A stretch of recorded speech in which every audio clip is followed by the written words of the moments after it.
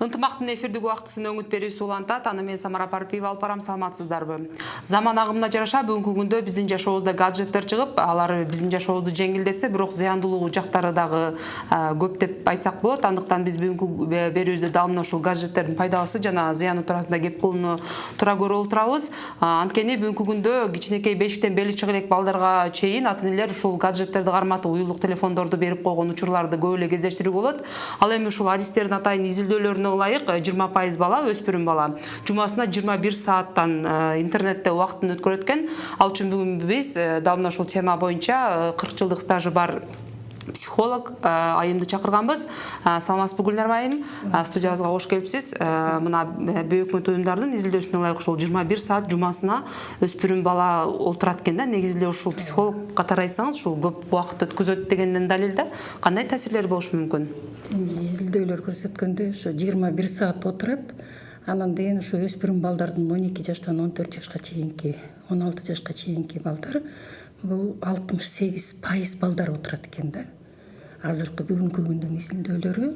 Ошондуктан мүмкүн болушунча ушул компьютерлерди, уюлдук телефондорду үй бүлөдө чектөө киргизсе аябай жакшы болот эле. Эми мунун пайдалуу жактары дагы бар, анан зыяндуу жактары дагы бар. Эми баарыбызга белгилүү, бул интернетте бир нече оюндун түрлөрү бар. Бул биринчи атыш оюндары, аскердик оюндар, спорттук оюндар, логикалык оюндар. Мына ушундай оюндардын түрлөрү бар. Эми биринчи аскердик оюнду ала турган болсок, аскердик оюндун өзүнүн мындай стратегиялык тематикасы бар. Бул балдарга кандай десем багыт берүүдө, тегил бул багыт берүүдө мааниси өтө чоң да. Мисалы үчүн ал жерде чоң заводдорду куруу, фабрикаларды куруу, гарнизондорду куруу, көп этаждуу үйлөрдү куруу, мына ошондой проектлер бар да. Эгерде бала ошол бир багыт алып туруп, ата эне ошого үйрөтүп отургузуп койсо, балага кандайдыр бир деңгээлде ал сөзсүз түрдө таасирин тийгизет. Башкача айтканда, именно ушул аскердик оюндар баланын аналитикалык ой жүгүртүүсүн, андан кийин баланын логикалык ой жүгүртүүсүн калыптандырат да. Андан кийин мисалы үчүн жанакы согуш оюндарын ала турган болсок, жана атыш оюндары деп атпайбызбы? Ал атыш оюндары бул эң коркунучтуу. Ушул атыш оюндары да, себеби атыш оюндары балада тескери сапаттарды, зөөкүрлүк, андан кийин каардуулук, агрессивдүүлүк сапаттарды калыптандырат да. Ошон үчүн ошол бала ушул оюнга кирип компьютерде же болбосо уюлдук телефондо отурганда ата эне сөзсүз түрдө чектөө киргизиш керек. Ооба, чектөө кириш керек. Андан кийин сөзсүз түрдө контролдош керек. Эгерде бул бала азыр изилдөөлөр боюнча айтылып атпайбы? Балдардын 26% чейинкилери именно 21 саатка чейин отурат деп атабыз. Так, эгерде ушул 21 саатка чейин бала отурса, балдарда агрессивдүүлүк пайда болот. Баланын уйкусу бузулат, баланын тамакка болгон баягы аппетити, табити бузулат. Андан кийин бала өтө агрессивдүү боло баштайт. То есть балада толугу менен 100% баягы компьютерге болгон көз карандылык пайда болот. Көз карандылык өтө коркунучтуу нерсе, себеби эң коркунучтуусу бала социалдык баягы коомдон ажырап калат, өзү жалгыз калат, өзү менен өзү болот, сабакка жетишүүсү төмөндөйт. Резко мисалы үчүн 9-10 жашында абдан жалаң бешке окуп жүргөн бала 12, 14, 16 жашында сабактардан жетишүүсү аябай төмөндөп кетет. Рахмат. Урматтуу теле көрүүчүлөр, биз түзөбодо чыгып жатабыз. Андыктан сиздерде ушул мына уюлдук телефондордун боюнча кандайдыр бир суроолоруңуздар болсо, бизге түз эфирде байланышка чыгыңыз. Ал үчүн номерлер экрандын түбүндө көрсөтүлүп турат. Бүгүнкү биздин коногубуз Ак жүрөк кризистик борборунун психологу Гүлнара Оңкошова сиздерге жооп берген даяр. Гүлнара айым, биз ушул мына бүгүнкү күндө өтө актуалдуу маселе болуп жатпайбы? Андыктан биз ушул шаардыктарга суроо салдык эле. Негизи эле ушул балдарыңызга уюлдук телефонду бересизби, көзөмөл кыласызбы интернетте олтурган балдарыңызды деген суроо менен кайрылганбыз. Шаардыктардын жообун уксак, андан кийин маегибизди улантабыз. пайдалуу жагы да бар, зыяндуу жагы да бар. Бирок биздин үйдө балдарга чектелүү гана убакыт беребиз, бүт эле пайдаланганына. Анан ашыкча убакыт пайдаланганга мүмкүнчүлүк бербейбиз. Мектеп окуучу бар элек балдарыбыздын колуна карматпай, 3 жашар, 5 жашар балдардын колуна карматып коюп, биз өзүбүз аларды келечегин ойлобостон убактылуу. Булар ошону кызып, булардын психологиясы ошого бузулуп, бир гана ден соолук психология такыр бузулуп атат. Албетте көзөмөлдүк кылыш керек, чектөө коюш керек, потому что азыркы мультиктардан көбүрөөк жакшы нерсе эмес, жаман нерсе алат. Там все открыто одеты, почти что кийим жок. Кыздарды бузат. Телефонду балага колдонуу уруксаты мүмкүн болушунча бала өз алдынча кандайдыр бир өө жүгүртүп анализ кыла ала турган мезгилге жеткенде колдонуп турсак болот да. Жок, биз анча бербейм, бирок кээ бирде ыйлайт, бирок бербегенге аракет кылабыз. Контрол кылам, бирок ашы мүмкүн эмес да жаш балагачы. Өтө мүмкүн эмес. Ичинде көп зыяндуу нерсе бар ошол. Дегенде сотканын зыяны көбүрөөк дейт, ошон үчүн балдарыма бере албайм. Контролдойбуз да. Онтпесек болбойт да. А сотканын ичинде ар нерсенин баарын жүктөп салыштыр. Интернет деген жаман нерсе чыкты. Элдин бардыгы бузулуп атпайбы. Ошол. Эгерде ата-эне кабатырланып, баламдан кабар алып турушум керек дечи болсо, анда азыркы акыркы чыккан модельдерди токтотуп туруп, мүмкүн болушунча бала звонок кылып, баладан кабар алып, каердесиң, кандай жүрөсүң деген кабар алганга бир жөнөкөй телефонду колдонуп турса болот. Мына жогоруда элдин пикирин уктук да, бардыгы эле ушул мындай көзөмөл болот дегени менен кандайдыр бир мындай деңгээлде алып караганда баарыбыз эле ушул бул мындай жашыруун эмес да, жаш балага телефон берип койгон учурларчы. Негизи эле ушул ата-энелер мындай кичинекей балдарга ушул уюлдук телефондорду берүү менен кандай тобокелдикке барып жатат? Эми биринчиден бул баланын физиологиялык жактан өсүүнүн тескери таасирин тийгизет. Баланын эгерде компьютерде же болбосо уюлдук телефонду көп отурса, баланын баш оору пайда кылат. Экинчиден баланын муун ооруларын алып келет бул. Андан кийин баланын омуртка ооруларын алып келет. Баягы бала ар кандай мындай, мисалы үчүн бардык эле ата-энелер ошо компьютерде отурганда бала үчүн атайын шарт түзүп бербейт да. Мисалы үчүн отурган стол менен стул баланын жаш өзгөчөлүгүнө жараша болуш керек да. Бул ошол эки атайын койгулган гигиеникалык талаптар. Мына ошону көпчүлүгү сактабайт. Стол бийик болушу мүмкүн, же болбосо жапыс болушу мүмкүн. Ошон үчүн морики монитор деле баланын көзүнө аябай чоң зыян келтирет. Ошон үчүн баягы компьютер жарык комнатада туруш керек, анан мониторго эч качан мындай свет түшпөш керек да. Анан баланын омурткаларына баягы сөзсүз түрдө кыйшайып пайда болот да, түз отурбайт бала. А омурткаларда кыйшайып пайда болгондон кийин анда баланын ички органдарына бардыгына зыян келтирет. Анан жалпы эле баланын өсүп өнүгүүсү азыркы бүгүнкү күндө баарыбыз эле ошол нерсеге, мисалы мен психолог катары көп байкайм, балдар көп келишет. Бүгүнкү күндөрүн балдардын ошо физикалык жактан өсүп өнүгүүсү бүгүнкү талапка жооп бербейт да. Мисалы үчүн бир 5-6 жаштагы балдар келсе, 3-4 жаштагы балдардай, 14-15 жаштагы балдар келсе, 12-11 жаштагы балдардай да. Вот именно ошол балдардын баягы компьютерде көбүрөөк отуруп, мындай жакшы тамактанбай, уйкусу жакшы канбай, ошонун бардык балдарга тескери таасирин тийгизип атат деп ойлойм да. Негизи эле ушул мындай кесепеттери кандай болот? Жанагы аутизм деген мындай ооруларга алып келет деген да маалыматтар бар да? Эми аутизм эмнеден пайда болот? Аутизм биринчиден бул баягы генетикалык мутация жүргөндө, анан деген экинчиден эне боюнда бар кезинде баягы ар түрдүү инфекциялык оорулар менен ооруганда, анан үчүнчүдөн бала кичинекей кезинде катуу стресске кабылганда, бала мисалы үчүн аябай катуу караңгыдан коркуп калабы же болбосо күн күркүрөгөндөн коркуп калабы, катуу стресске кабылганда аутизм пайда болот. Бизде Гүлнара айым телефон бар экен, байланыш кабыл алып койсок. Саламатсызбы көрөрман, сиз түз эфирдесиз, сурооңузду бериңиз. Бизде техникалык себептерден улам байланыш үзүлүп калды. Негизи эле ушул жанагы мисалы соц тармактар өтө мындай популярдуулукка жетишип жатпайбы? Кимди караба канча кичинекейинен эле ушул Instagram, WhatsApp деген ушул бир тиркемелерди колдонобуз да. Негизи ошол багы соц тармакта башка адам кандайдыр психологиясында өзгөрүү, негизи мындай сүйлөшүп келгенде башка адамда бир мындай эки жүздүүлүккө дагы мындай кандайдыр бир түрткү берет деген маселелер айтылчу да.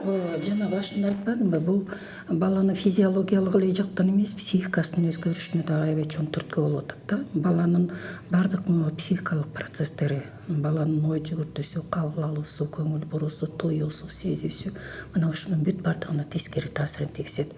Ошон үчүн чектөө коюш керек, чектөө кириш керек, ата эне ошол нерсени контролдош керек. Мисалы үчүн жана айтып атпайбызбы, 21 саатка чейин отурат деп. Мисалы 3 жаштан 6 жашка чейинки балдарды биз жарым саат гана убакыт беришибиз керек. Бир суткада жарым саат гана отургузсак, ошол балага ошол нерсе жетиши болот. Ошондо отургузганда дагы ата эненин көзөмөлү астында. Ата энеси жанына отуруп, бала менен чогуу, ошол уюлдук телефондогу же болбосо компьютерде чогуу отурушу керек. Жарым саат гана. 6 жаштан 12 жашка чейинки мезгилде балдарга биз 1 саат убакыт беребиз. Бир гана саат убакыт. Ошол 1 саат убакыттын ичинде дагы баягы монитордун көзгө зыяны аябай тийгизет деп атпайбызбы? Ошон үчүн ар бир 15-20 минутада баланы эс алдырып туруш керек 1 сааттын ичинде. Андан кийин уже балдар 12 жаштан чоңоюп калгандан кийин эми өзү каалагандай колдонуп атат. Бирок контроль сөзсүз түрдө керек, чектөө керек. Азыр баарыбызга белгилүү, интернетте кандай гана сайттар жок. Ошол бала эмне, кайсы сайтка кирип атат? Ошол сайттан бала эмнени алып атат? Балага пайдалуу эмеспи? Ата эне сөзсүз түрдө кызыктаны жакшы деп ойлойм да. Анан чектөө киргизиш керек балага. Бизде азыр WhatsApp'тан келген суроолор бар экен. Орун берсем, негизи эле ушул ата энелерден көптөгөн суроолор келип атат.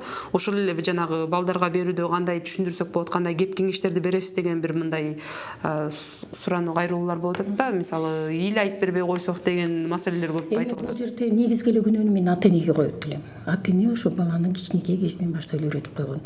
Азыр бешикте жаткан балдарды, жанакы манежде жаткан балдарга эл абасын деп эле жанына коюп коет, музыка коюп коюп атат, же болбосо мультфильм коюп коюп атпайбы? Кудай сактасын, ошол жарылып кетсе эмне болот? Ата эне ошону ойлойбу? Ата эне баардыгын өзү бузуп атат. Айтып атпайбызбы, ошо чектөө киргизүү менен бирге, контролдо киргизүү менен бирге ата эне убакытты да чектеш керек болуп атат. Мына ошондо гана контроль катуу болгондон кийин гана анан бизде баягы балдар ошол нерсеге көнөт. Андан кийин балдарды кечке эле ушу үйгө камап коюп эле ошо компьютердин астында отургузбастан балдарды сейилге көбүрөөк алып чыгыш керек. Таза абага алып чыгыш керек. Мына Кудайга шүгүр, шаарда аябай бизде азыр сейил бактары көп, парктар аябай көп. Мына ошол жерге барып парктардан кызыктуу оюндарды, кыймылдуу оюндарды ойнотконго үйрөтүшүбүз керек. Бала таза абада көбүрөөк жүрүш керек. Мисалы үчүн биз жаш кезибизде аябай кыймылдуу оюндарды көп ойночу элек, топ менен ойночу элек, ушу жашынбак оюндары бар эле, чүкөлөр менен ойночу элек, топ ташты ойночу элек. Мына ушундан кыймылдуу оюндарда. Эмне үчүн ошол оюндар азыркы учурда бизде мындай жаштардын арасына, балдардын арасына киргизилбей калды? Эмне үчүн ошолорду көрсөтпөйбүз?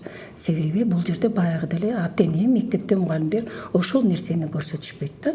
Мисалы үчүн азыр мектептерге деле биз көп барабыз да. Мектепке барганда переменада мугалимдер сыртта коридордо туруп алып ушу жанталашып, баягы сотканы кармап, соткадан ар түрдүү нерселерди издеп атканын көрөбүз да. А ошондон үлгү алып атпайбы балдар? Ошол нерсени көрүп атышпайбы? Переменада ар бир бала өзү менен өзү олтуруп терезенин түбүндө отурганын көрөсүң.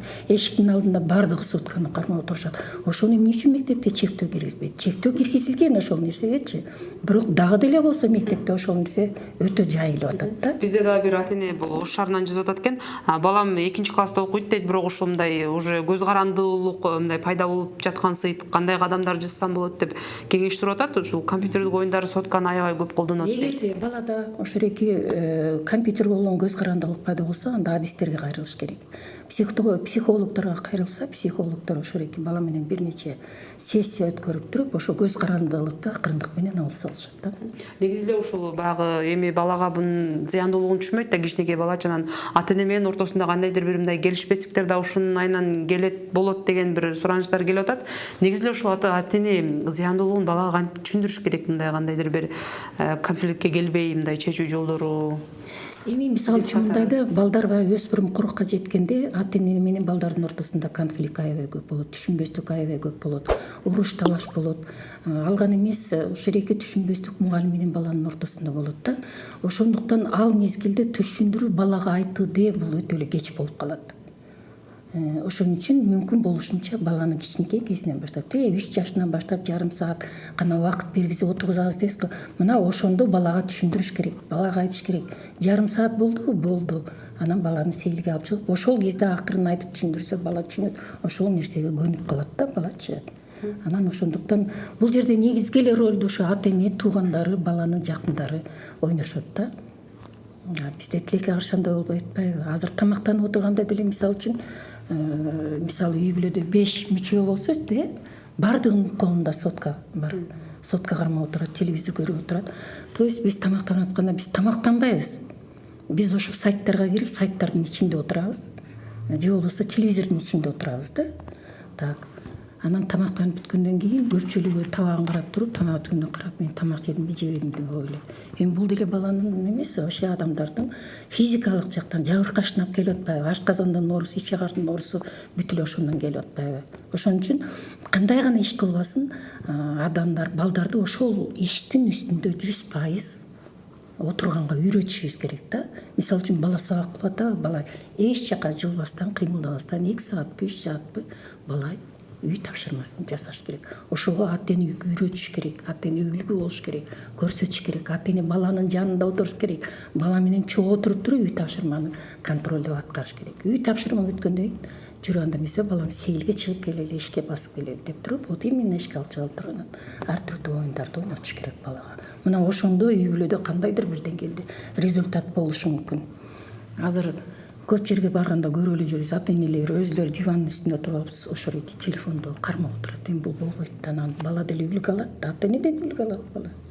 Мына ушул биз бул гаджеттерди мындай кандай дүйнө замандын өзгөрүшүнө байланыштуу бизге келип жатат деген пайдалуу жагын алуу менен ушул баланын туура калыптануусунда мисалы канча жаштан ушул адис катары мындай кеңеш берет элеңиздер, канча жаштан балага ушул гаджеттерди бериш керек? Ошол эле уюлдук телефон дейбизби, ошол эле компьютер дейбизби, ошол эле планшет дейбизби? Канча жаштан мындай бир туура бир анализ жасап өзү бир эми бар, мунун пайдалуу жактары бар. Баланын логикалык ой жүгүртүүсүн калыптандырат. Баланын андан кийин кыймыл аракетинин реакциясынын тез болушун калыптандырат. Баланын кыялдануусун калыптандырат. Ата эне эгерде ошондой оюндарды ойноп тандап берсе ата энелер. Анан тескери жагы болсо, ошол дагы деле баягы чектөө киргизүү балдарга. Анан биз айтпадык башында, мисалы 3 жаштагы балдарга жарым саат гана убакыт берилет, 1 суткада депчи. Так, мына ошону сөзсүз түрдө кармоо. Эми мүмкүн болсо биз 3 жаштагы, 4 жаштагы 1-класс окуганга чейин балдардын колуна телефон карматпай койсок деле болот. Даже башталгыч класска барганда деле балага телефон. Эгерде ата энеси тынчсызданса, анда Кудайга шүгүр, азыр неме класс жетекчилери бар. Ошол эки ар бир мектепте сот педагогдор деген бар. Ошолорго телефон чалып, баласы кандай болуп жүрөт, эмне болуп атат, неме кылып алса болот да, кабар алса болот. Бирок сөзсүз түрдө эле ошол эки балада, мисалы үчүн биз деле баары окуп мектепте жүргөнбүз, окуганбыз, бирок бизде андай телефон жок эле да. Азыр телефону жок эле, мынакей мисалы үчүн менин неберелерим жүрүп атат, телефон жок эле жүрөт. Башталгыч класста окуйт. Мына ошентип ар бир ата эне балдарын да колунан телефонду алып коюш керек. Бизде тилекке каршы андай эмес. Кайрадан ошо балдарына мүмкүн болушунча кымбат телефонду алып бергенге, баягы өзүнүн статусун белгилөө үчүн балдарга кымбат телефондорду, кымбат планшеттерди алып берип атат. Ошонун кереги барбы? Ошол канчалык деңгээлде балага, менин балама таасирин тийгизип атат? Канча деңгээлде менин балама ошо пайдасын тийгизип атат деп ата эне өзүнө суроо бербей атат да. Бизде ушул WhatsApp'тан келген кайрылуу бар экен.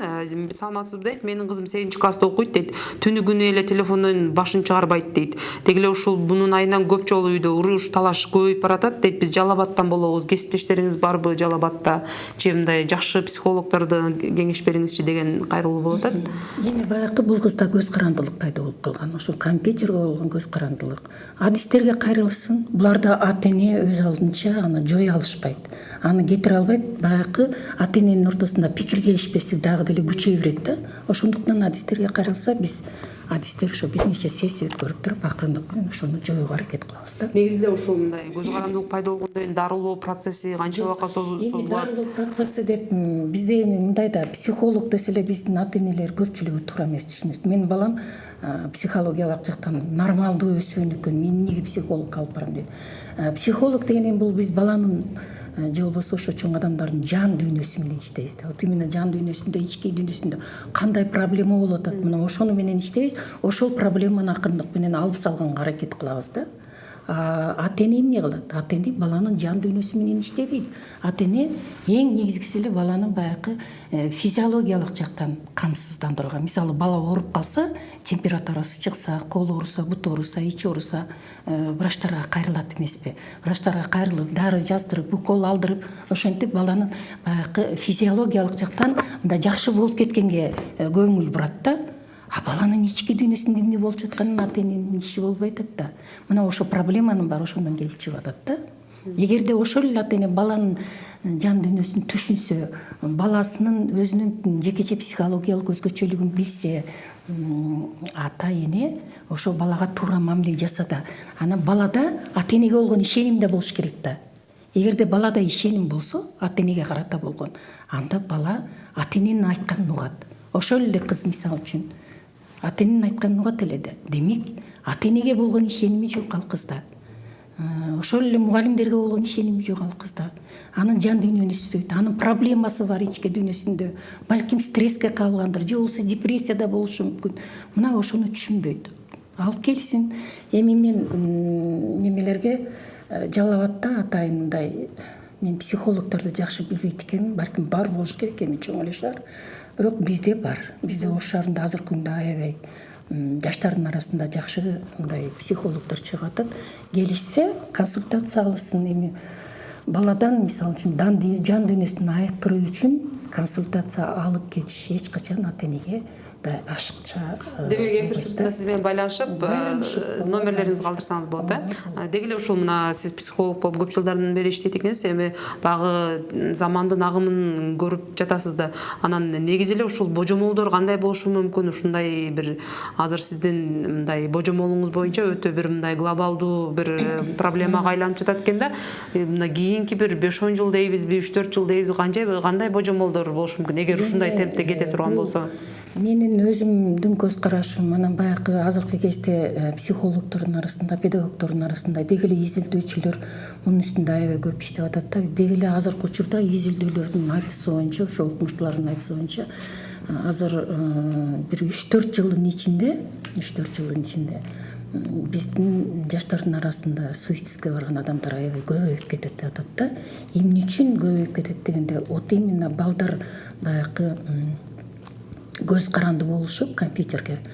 Ошол көз карандылыктан анан бала социумдан ажырап калып атат дагы, баягы социалдык чөйрөдөгү адамдар менен мамиле түзүү таптакыр төмөндөп кетип атат. Же болбосо бала өзү жалгыз калып, өзү менен өзү болуп, ошондон азыркы учурда мындай коркунучтуу эле бир абалга келип турат да. Балдардын арасында, өспүрүмдөрдүн арасында суицид көбөйөт деген ушундай маалыматтар, божомолдор болуп атат да.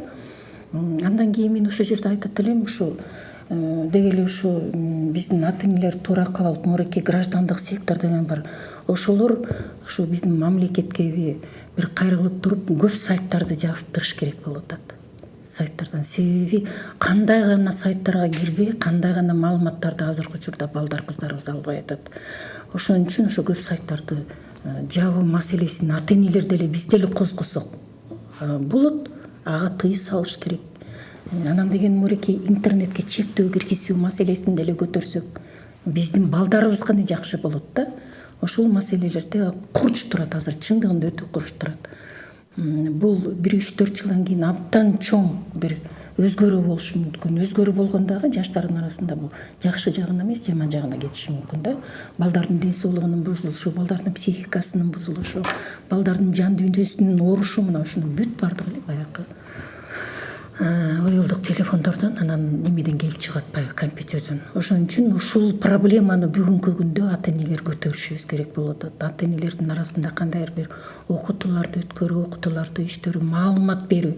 Маалымат ушундай именно ушундай темаларда маалымат аз болуп атат. Мисалы үчүн түшүнгөн эле жогорку маалыматты ата энелер деле ошого көп көңүл бурат. Билет ошол зыяндуу экенин, билет ошол баласы көп отурганын билет. Баласы оорулуу экенин билет, түшүнүп атат ошол баласы зависимый болуп калганын түшүнүп атат. Бирок ошого ата энелер көңүл булганга убактысы болбойт. Гүлнар айым, бизден WhatsApp'тан көптөгөн мындай ар түрдүү маанидеги маалыматтар келип атат. Мен мындай орчундо бир деген суроолорду окуп кетейин. Анткени баарын окуганга убакыт жетишпей калат экен. Негизи эле ушул Баткен облусунан жазып атат экен. Балам 9-класстын окуучусу дейт. Ушул телефондун айынан уруш чыгып алып койсок, үйдөн качып кетти деген бир маселе болуп атат да. Бул жагдайга кандай баа бересиз, кандай кеңеш берет элеңиз ушул ата энеге? Эми бул ата эне адистерге кайрылсын. Баланы адистерге алып келсин. Эми булар ата эне өз алдынча бала менен иштей албайт. Балада баягы ата энеге болгон ызалык ичинде жатат. Анан ошолорго ызалык күндөн күнгө күч ала берет да баладачы, ата энесине болгон. Анан ата эне менен баланын ортосунда бир чоң конфликт болушу мүмкүн. Ошол конфликтке жеткирбеш керек да. Ошо ата эне алып келсин, алып келип адистерге кайрылсын. Баткендерде деле психологдор бар болуш керек. Негизи эле ушул балдар ушундай кадамга барып аткандан кийин ата энелердин деле бирдай мындай биз эми айтып койбойбузбу, илгеркилер баягы катуу биз уруп сокку жеп эле чоңойгонбуз деген бир мындай калыптануу менен балдарга баягы катуу бир мамиле жасалып калат ата эне тарабынан делечи. Ушул жагдайда кандай? Азыркы учурда бүгүнкү күндө балдарга көп ата энелер катуу сүйлөгөндөн коркот, кол көтөргөндөн коркот. Себеби балдар ушу жаман жолго түшүп кетеби, же болбосо суицидке барабы деген баягы ички дүйнөсүндө тынчсыздануу бар да. Бирок эми заман өзгөрдү да. Баягы 100 жылда жер өзгөрөт, 50 жылда эл өзгөрөт дейт. Азыр биздин коомубуз өзгөрдү да. Коомубуз таптакыр башкача болуп атат. Ошон үчүн коомдун өзгөрүшү менен адамдардын психологиясы да өзгөрүп атпайбы. Ошондой эле балдардын деле психологиясы өзгөрүп атат. Деги эле азыркы учурда биздин айлана чөйрөдө болуп жаткан бүт бардык даже маалымат технологиясы, техногендик өзгөрүүлөр, экологиялык өзгөрүүлөр кандайдыр бир деңгээлде биздин жалпы эле ал акыбалыбызга, психологиялык ал акыбалыбызга таасирин тийгизет да. Басым жасайт алчы бизге. Ал басымыбызды акырындык менен биздин денебизге сигнал берип турат. Ошондон деле баягы тынчсыздануу, капалануу, буулугуу сезимдери адамдарда пайда болот. Мына ошондой сезимдердин баардыгы эле балдарда бар. Мисалы үчүн Россияда окумуштуулар ушу мектеп жашындагы балдардын арасында чоң изилдөө иштерин өткөрүштү да. Ошондо изилдөөнүн жыйынтыгына келгенде алардын төбө чачы тектелип туруп Министерство образования. Себеби ал жерде 100% балдар именно психологиялык жактан жабыркайт экен да. 100%. Эми алардын жашоо шарты жакшы. Мен элестетип көрүп атам да, алардын жашоо шарты жакшы. Эми биздин балдардын арасында деле мектепке чейинки балдар менен ушу мектеп балдардын арасында эгерде биз ошондой изилдөө иштерин өткөрсөк, биздин балдар деле 100% ошо психологиялык жактан жабыркаган болот деп ойлойм да. Негизи эле ушундай интернетке көз карандуу болуп калган баланы ата эне кантип көзөмөл кылыш керек дейбиз же кандай мындай мамиле кылыш керек, жумшагыраак болуш керекпи же? Интернетке көз каранды болуп калган балдарды ата эне кандай десем, ал баланы жөнгө сала албайт.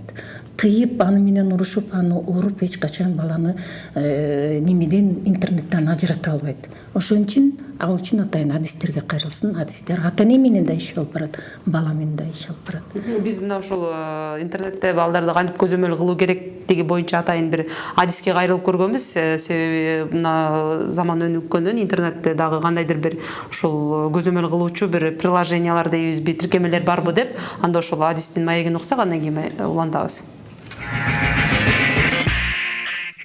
Аны мисалы көбүнчө жаш балдарга YouTube коюп бергенден кийин YouTube'дун өзүнүн ичинде ошондой контролдоодон функциясы бар.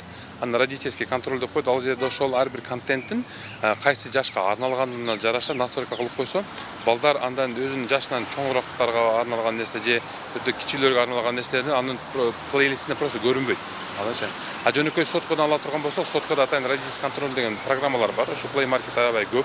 ошолорду алып настройка кылып, анын ичинде ошо кандай сайттарга кирсе болот, кайсы сайттарга кирсе болбойт, анан сырткары кайсы жаштагыларга көрсө болот, анан кайсы убакыттан кайсы убакытка чейин көрсө боло турган настройкаларды кылып койсо, балдар ошол убакытта гана көрө алат. Экинчиден ата энеси уруксат берген гана видеолорду же бир роликтерди же сайттарга гана кире алат. Башка учурларда алар эч кирип бир кандайдыр өзүнө тиешеси жок же баады чоңдордо арналган бир интернет баракчаларга мүмкүнчүлүк албайт, кире албайт. Мына адистин маегин уктукта негизде ушул родительский контроль деп атайын бир мындай тиркемелер бар экен интернетте дагы. Ушулар менен да иштегенге сунуштайт белеңиз ата энелерге? Ооба, менин неберем ушул мектепте окуйт.